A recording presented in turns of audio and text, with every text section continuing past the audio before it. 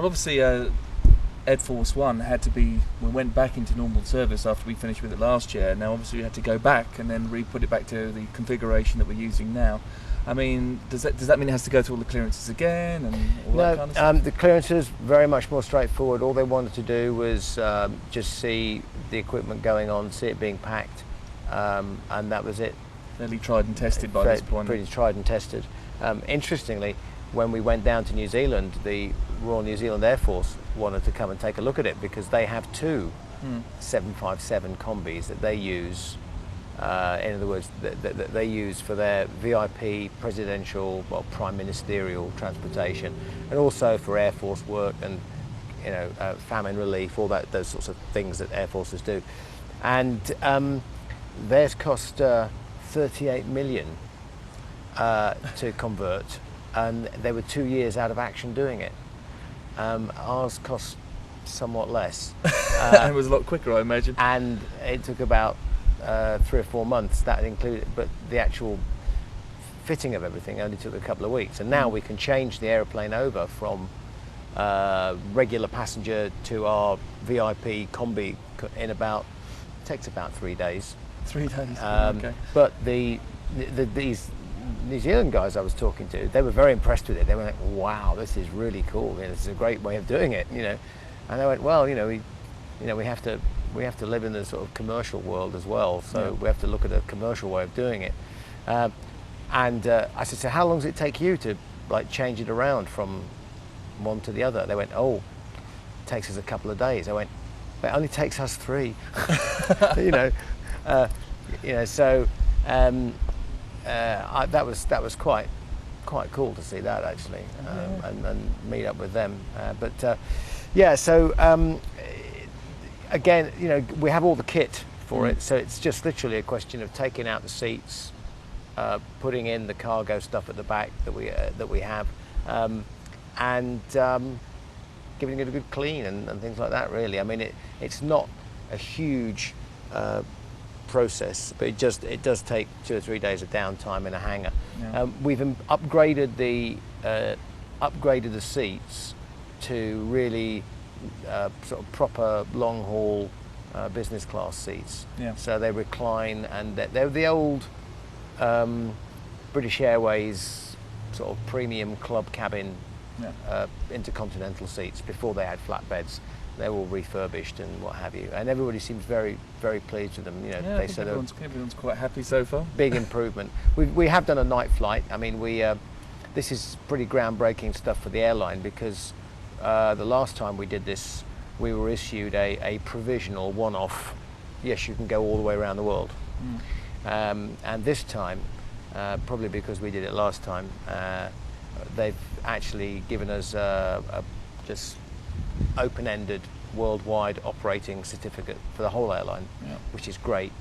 And also we've got this thing called ETOPS, extended twin engine operations over water, over anywhere where it's just remote, and we can go 180 minutes away from land or an airport, which means effectively we can get across the Pacific via Hawaii. Which we did the other day.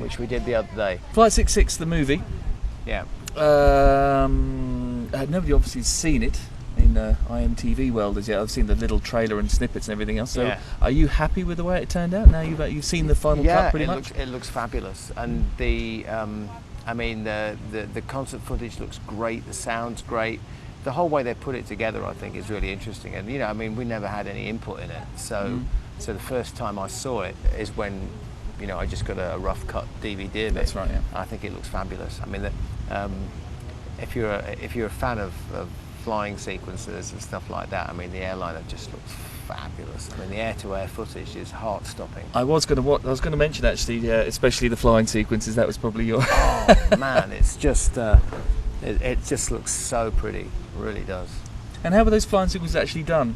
I was flying it. I was flying the airliner, and we had a legendary American test pilot called Skip Holm, who has done just about everything you can possibly do in aviation. If you Google Skip Holm, you see him doing lots of things that, like, wow, And he was flying a Czechoslovakian fighter trainer called an L-39.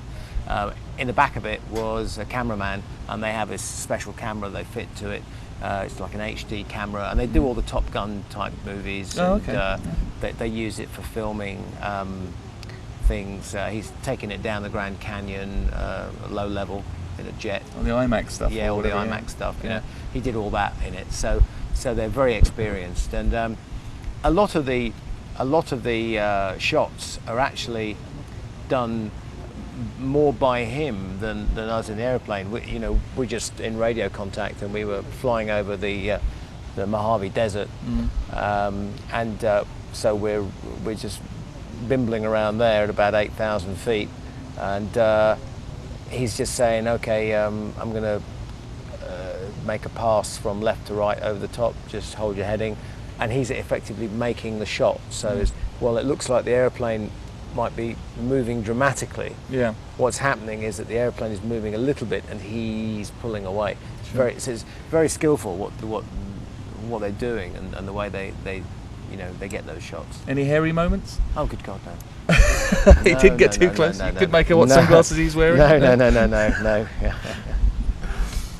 Well, in terms of the live sequences as well, I mean, the band generally, I mean, we never, as a course of thing, is for safety reasons more than anything else, is have people on stage camera-wise. Now, obviously we're filming a film here, so we had some special dispensation on certain songs during certain gigs.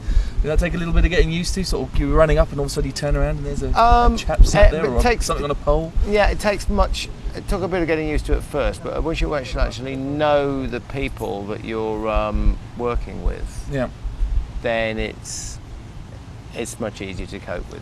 When you know them, they're like chums, they're all part of the gig, so that's much easier. When they're strangers, it's like, who are you? Well, I think you made a comment in Toronto, is that we know where you live. Yeah, exactly. I mean, having watched it back now, being involved in the development and prompting the idea of Ed Force One in the first place, and this idea of touring, do you think the film actually captured the essence? Did it capture the idea of the way it was all done?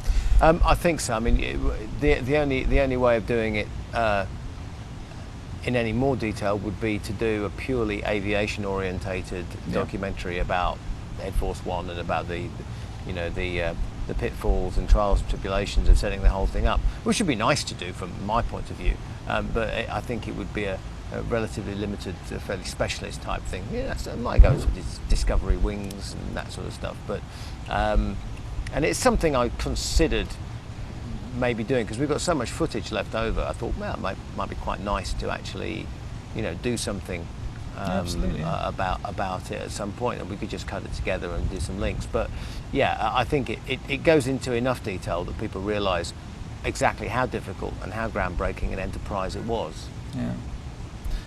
Oh, do you remember the band's reaction when you first suggested, I know, let's get a plane and go out and do it this way? Steve was like, yeah, why not? Yeah, which was great. And then we had to make it happen. Of course, various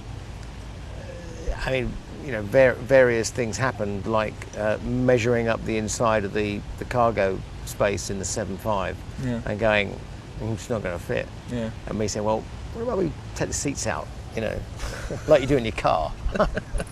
And we just put it under a net, like they do in the RAF, in the Hercules, Yeah. And then it got a bit more complicated. You could probably have done that in 1950. Yeah.